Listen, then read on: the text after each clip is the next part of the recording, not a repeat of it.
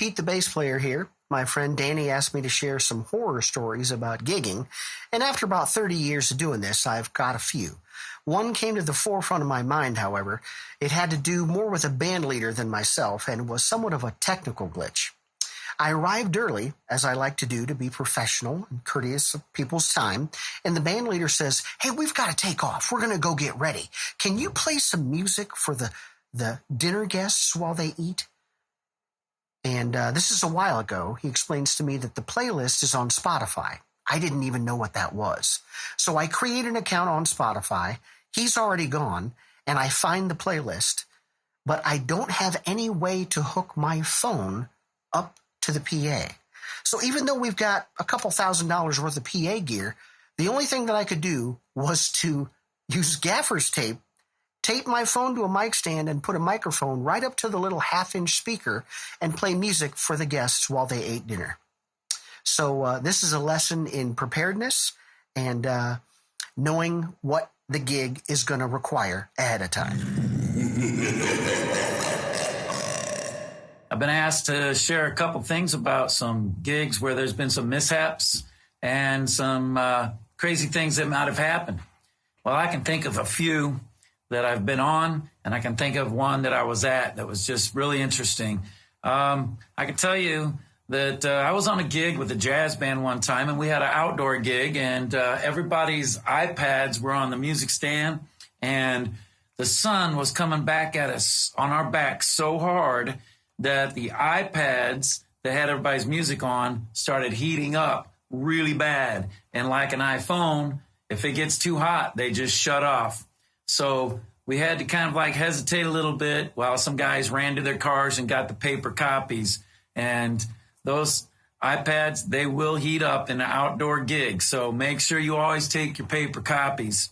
I can think of another time when I was on a gig with a really great country band. Everything was going along real fine. Toward the end of the first set, power gone. All their amplification, their ears, everything out the window. Well, the cool thing is I'm a trumpet player and you don't need any amplification for the trumpet, but without the rest of the guys, that had to be put on hold until they could figure out the source of why that power went out and get that fixed.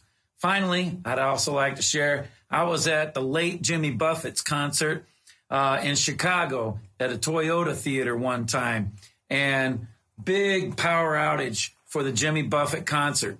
And that man was such a pro. He just kept playing on his acoustic, the song. Everybody knows the Jimmy Buffett songs. So everybody in the front row in this huge crowd started singing along with him. And then it kind of permeated back. People could hear the tunes, and it just kept going back and back. And before you know it, the huge crowd, everybody at that concert was singing along with his songs a cappella. It was absolutely stunning. They did finally get the sound back on, and Jimmy Buffett said something about, thank goodness for duct tape. It fixes everything. So it was really cool. And those are my stories. I hope you enjoyed. So I was invited to play for this wedding that was kind of wood nymph inspired by this crunchy hippie couple. And I loved it. Right up my alley. So they brought out like tents and they built this like fairy princess dream thing in the middle of the woods. And it was beautiful. It was wonderful. They had twinkle lights everywhere. Everything was just like powered by this big generator because they're in the middle of the woods. It was amazing. And so we are about to go on. We're kind of doing our pre-show thing. And in the process of going up, I trip and fall. And that is really not outside the norm because I'm a klutz.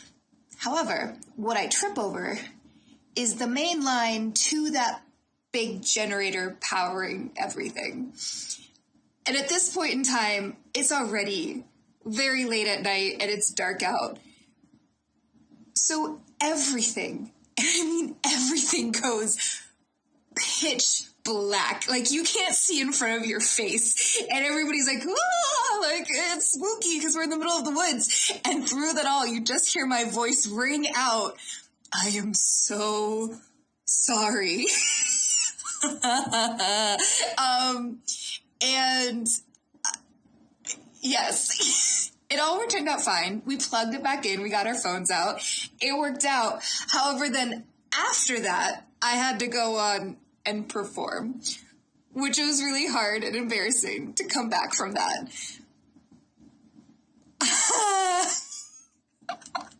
Horror story.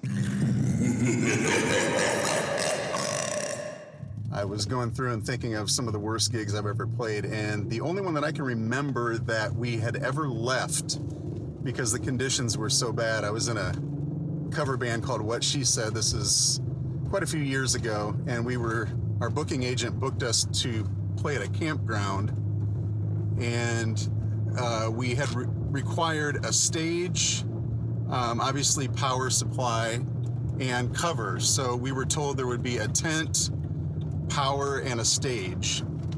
And we pulled up to the site to play, and much to our horror, we saw a 10 by 10 tent, about 100-foot extension cord pulled to the max, with no ground, just one of them, and the stage was a warped piece of plywood sitting on the ground.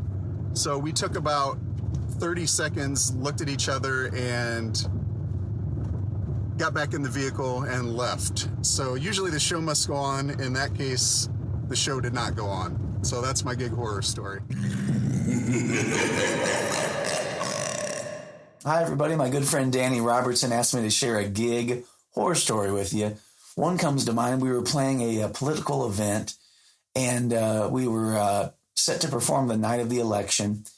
Right before we went on stage, we found out this candidate lost. And I remember the campaign manager coming up on stage.